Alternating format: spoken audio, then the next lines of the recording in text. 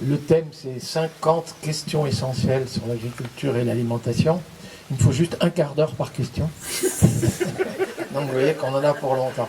Alors je vais essayer au contraire d'être bref et plutôt répondre à vos questions, qui ne sont peut-être pas dans les 50. Le thème, c'est effectivement la relation qu'il y a entre agriculture et alimentation. On démarre sur l'alimentation. Je ne suis pas nutritionniste, je suis plus agronome, donc c'est plus l'agriculture, mon domaine de compétence, et même quand on parlait du Laos, les agricultures tropicales, intertropicales et autres. Mais si vous en êtes d'accord, l'enjeu, ce serait de pouvoir nourrir correctement, si vous en êtes d'accord, et durablement, si vous en êtes d'accord, et l'humanité tout entière, si vous en êtes d'accord. Donc, aucun laissé pour compte, pas de faim, pas de malnutrition, une alimentation correcte. Si vous en êtes d'accord, toujours pas de perturbateurs endocriniens dans les fruits et légumes, pas d'hormones dans le lait, pas d'antibiotiques dans la viande, pas de dioxine dans le poulet, pas de fipronil dans les œufs. Je ne sais pas si vous serez d'accord avec ça. Donc une alimentation saine.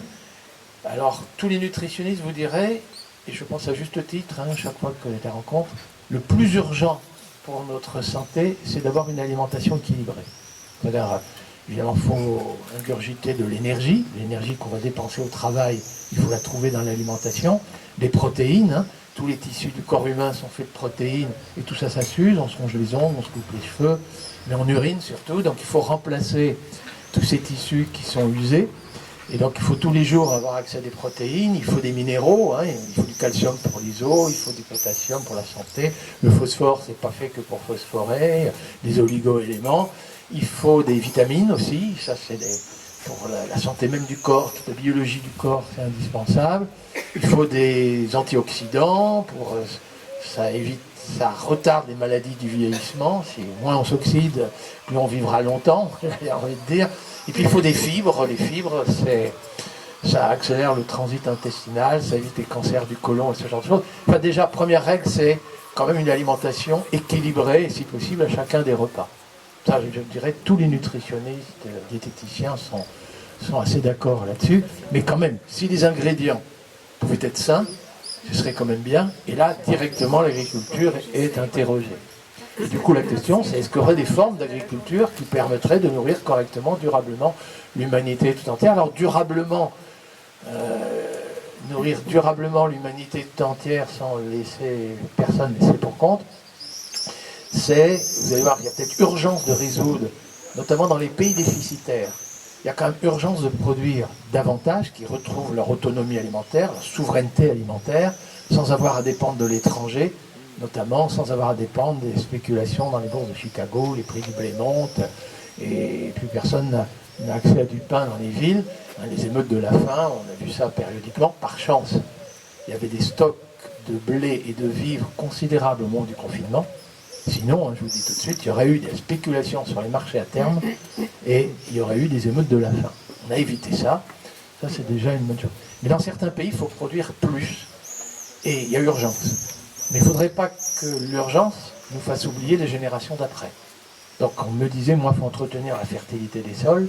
Et j'ai même presque envie de vous dire, aujourd'hui, il faut entretenir la fertilité des écosystèmes, des agroécosystèmes, des écosystèmes aménagés par les agriculteurs. Et la principale menace, y compris par exemple en France, c'est plus l'effondrement des abeilles, la surmortalité des abeilles, que la perte de fertilité des sols. Mais enfin quand même, il faut entretenir l'humus des sols, il faut entretenir les vers de terre, il ne faut pas qu'on joue à détruire tout ça. Même dans les régions où il y a urgence de produire plus, il ne faut pas que ce soit au dépend des générations d'après. Alors en France même, j'ai envie de vous dire, on n'a pas trop de crainte. On surproduit des céréales, on surproduit de la poudre de lait, on surproduit des poulets bas de gamme, on est excédentaire en un très grand nombre de produits, et en France même, produire plutôt moins, mais mieux, c'est pas du tout un caprice de bourgeois bohème. Donc, d'autant plus que c'est en exportant nos excédents de poudre de lait, la poudre de lait, c'est pas un produit, je dirais, à haute valeur ajoutée, mais les céréales, celles qu'on exporte vers l'Algérie et l'Égypte, c'est des céréales à peine panifiables. Donc c'est celle-là. On peut s'éviter ça et produire peut-être moins, diminuer des rendements. Mais diminuer les coûts monétaires en engrais, pesticides et autres. Donc nous, en France, c'est pas produire plus de produits produit brut, c'est plus de valeur ajoutée.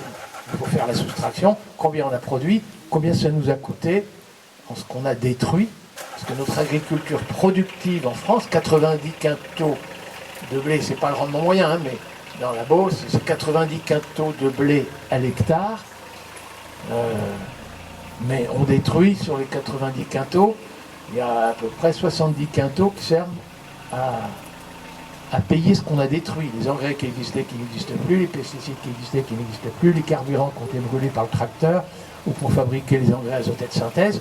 Donc nous, c'est la valeur ajoutée en termes monétaires qui importe, et puis sans les coûts cachés, comme on dit, sans coûts environnementaux, c'est-à-dire on ne détruit pas les abeilles, on ne détruit pas l'humus des sols, on maintient les coccinelles, voilà, donc ça c'est impératif.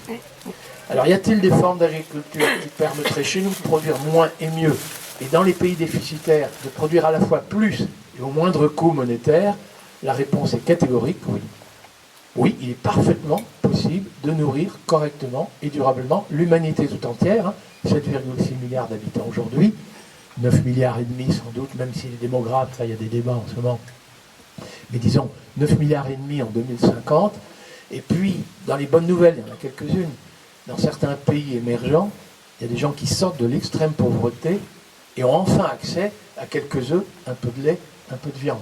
Chez nous, on est plutôt attentif, et j'imagine que dans vos questions, il y aura est-ce qu'on doit devenir végétarien, mais chez nous, on a plutôt à se dire, oulala, mangeons moins de viande, la viande rouge contribue à l'effet de serre, les ruminants émettent du méthane, c'est coûteux en énergie, il faut entre 3 et 10 calories végétales pour fabriquer une calorie animale, mais même comme ça, s'il y a dans les populations, souvent pays émergents, ça peut être la Chine, le Vietnam, des pays très densément peuplés, où beaucoup de gens sortent de l'extrême pauvreté, ça veut dire que la demande en production végétale dans les 30 ans qui viennent va sans doute plus que doubler.